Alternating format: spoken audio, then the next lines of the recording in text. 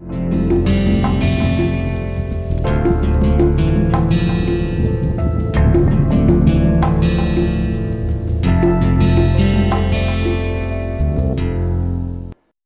back. Now we are going to start a new topic.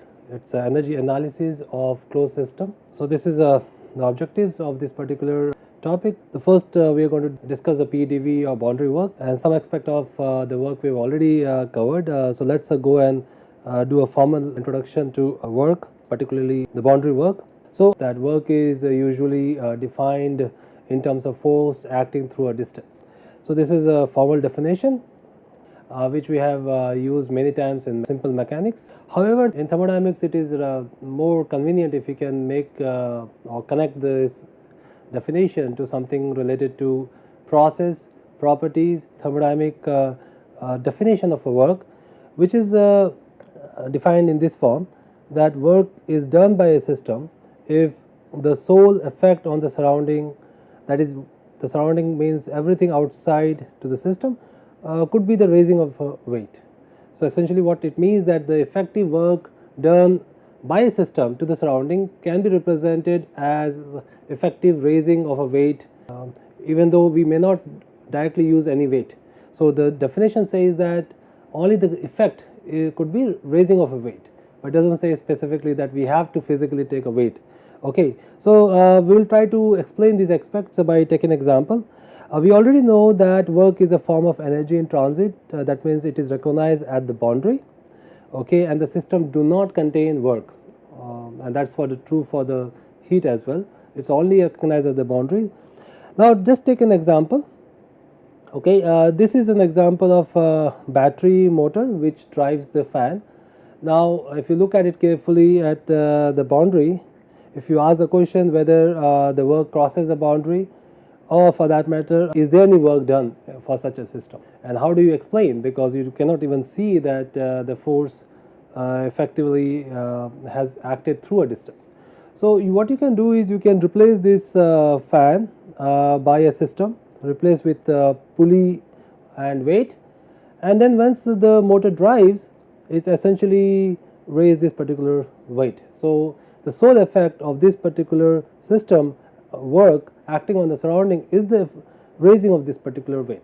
Okay, so essentially this is how we are going to analyze the thermodynamic work. So let's take specifically a system here. This is a system where you have F external applied to ideal frictionless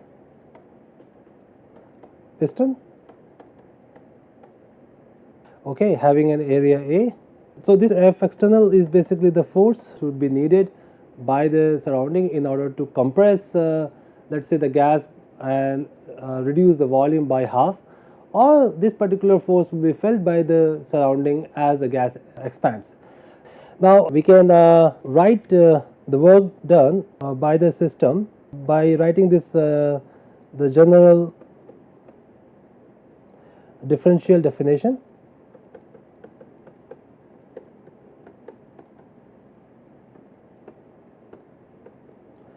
And this is a general differential definition of this mechanical work, which we write in this form.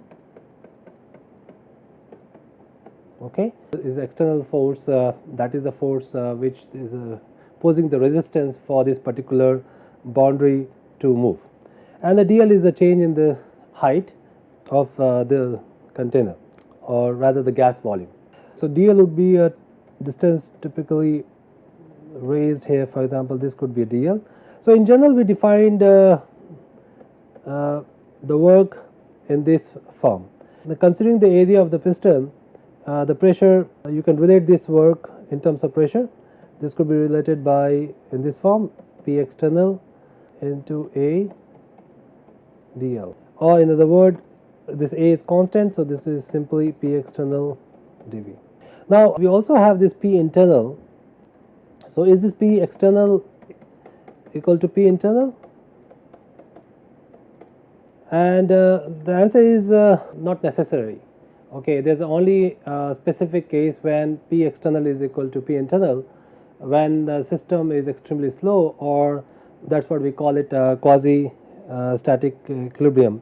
In that case your P external and P internal are nearly equal, but one of them should be infinitesimally larger so that there is a change in the volume in a specific direction. So this is what the approximation is, quasi-static equilibrium. In such case, your P internal would be same as P external, okay, and then we can write this particular work expression in this form. Now, for the case of quasi-static equilibrium, we can refer this expression more formally in terms of boundary work, okay. So this we are using the same expression. Now this is again the same piston cylinder, okay, and the work associated with the movement of the gas, which does a differential amount of work, is referred to be W subscript B here, okay, which essentially means is a boundary work, and this is nothing but the same as a force into distance, okay, as seen here. Now for the case of quasi-static equilibrium, we can write F as simply the pressure into A, because P external is same as P internal in this case, and this is the expression for the boundary work which we can make use of it. Now for the case of expansion, that means when the gas expands, the boundary work will be considered as a positive as our convention, and when that means when the system does a work on the surrounding, WB or the boundary work would be positive, and when the surrounding does a work on the system, that means a compression in this case, the boundary work would be negative. So this is what the sign convention would be for such a case. Okay, so as I mentioned already that for quasi equilibrium process, the system will remain almost or nearly in equilibrium at all time, and in that case you can represent the process in this by a process path represented by this line here. Okay, this is an example where volume is expanding going from V1 till V2 in a very slow process such that the equilibrium is maintained, and thus the WB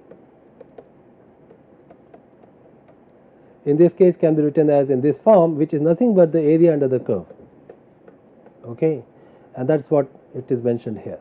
Now we have mentioned it earlier during the introduction of this particular course that the boundary work done during a process depends on the path followed as well as the end point. So in this case, if you follow three different paths which is represented by path A, B, C, they will have different work, and basically the area under the curve will be different, as you can clearly see from here. So this area will be less than the other areas which is covered by the path B. So thus you have A will be having the maximum work, B will be lesser, and C will be least among the three possible paths for this particular example. Now if you consider process where you have expanded the system in the piston gas cylinder case from V1 to V2, so this will be the work done on the surrounding, that is work done by the system on surrounding. So and then you can also bring back the system to the original state by performing a work done on the system, that means surrounding is going to do a work on the system in a reverse process. So that will be from V2 to V1, okay. So this is one path and this is another path. So in this case, if we consider a system which we have described by two process, so the one, let's say we are starting from these are the final state represented by V2 here is a larger volume. So this is V2 and this is V1. So initially you have gone the first process or the path is from V1 to V2, so that let's say this is our system A, okay, and then you have compressed the system back to V1, that means surrounding has worked on the system, and this is B. So the net work would be the work done by the system minus work done on the system, which essentially will simply mean the area under this particular two curve. So that is what would be the net work for a cyclic process or for a cycle, because you have brought back the system using two paths. First is you went from 1 to 2 on path A, and then you have returned back to again 1 using path B, but then the surrounding has worked on the system. So essentially the total work or the net work would be simply the area or the difference between the work done by the system and the work done on the system. Okay, so let's try to do some example here. So this is an example of a piston cylinder device, okay, which initially contains this volume of air at 100 kilopascal. The temperature is already given, and the air is now compressed to 0.1 meter cube. So it's compressed such that the volume decreases in such a way that the temperature inside the cylinder remains constant. You have to determine the work done during this process. Okay, so this is the process path. So you have P, and essentially you are at 1 at higher volume, and you are compressed it, keeping the T0 or the temperature constant to T2. So naturally, if you think about the boundary work, this should be the simply the work of done on the systems. So, but let's do thorough calculation here. So we'll assume this will be quasi equilibrium process, okay, and we are assuming air to be ideal gas because we have to make use of some equation here, equation of state in this case, and we can write ideal gas in this form. The equation is written as mRT, okay.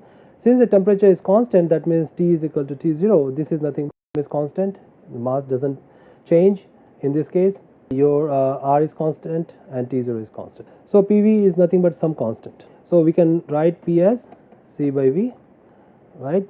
Now what is the boundary work? Boundary work is 1 to 2 P dV, and this we can write as C by V dV or C ln V2 by V1. Now what is C? C can be written as P1 V1. So this is nothing but P1 V1 ln V2 by V1. Now you can plug in the values which are given already to you, because you know the pressure, you know the initial volume, and you know also the final volume. So let's try to do that. So this is 100 kilopascal, 0.4 meter cube, ln 0.1 by 0.4, and this is minus 55.5 kilojoule. Now what you have obtained is the value, but there is a negative sign here. So what does that mean? It means that the work, because the expression which we have used is basically the work done by the system. So essentially the negative sign represents that the opposite effect is there. That means there is a work done on the system. So our assumption is not right, and hence with the negative sign indicates there is a work done on the system. Okay, so this is how we are going to solve a simple problem. So this would be a simple compression, which is means negative sign represent work done on the system. Okay, so let's try another example. This example is again related to moving boundary, but it will provide important relevance of considering external force. So here is a system in which the piston of mass MP is initially held placed by a pin. The gas inside the cylinder is initially at P1 and the volume is V1. Okay.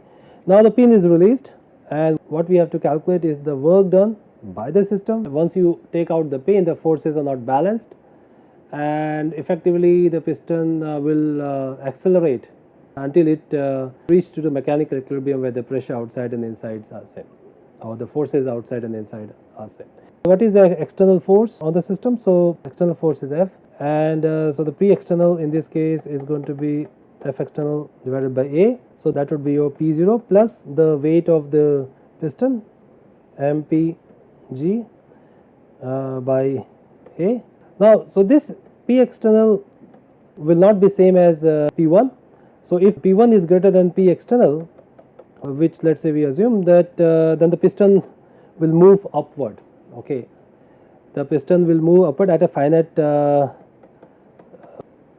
rate. Okay.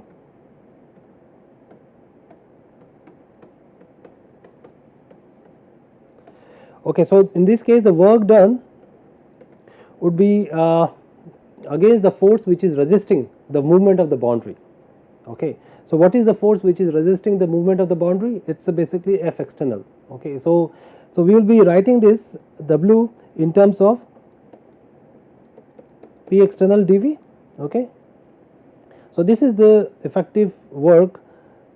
Okay, and so this would be the work done by the system against the force resisting the boundary movement. Okay. Now, since P external is fixed, because your P0 is fixed and the weight is fixed, the value in this case is going to be simply P external V2 minus V1. Now, if P1 was lower than P external, then of course the piston would move downward. So that was the exercise which we wanted to do in order to understand the moving boundary concept. In the next lecture we will continue with this, explore a little more with certain example. So, I will see you in the next lecture.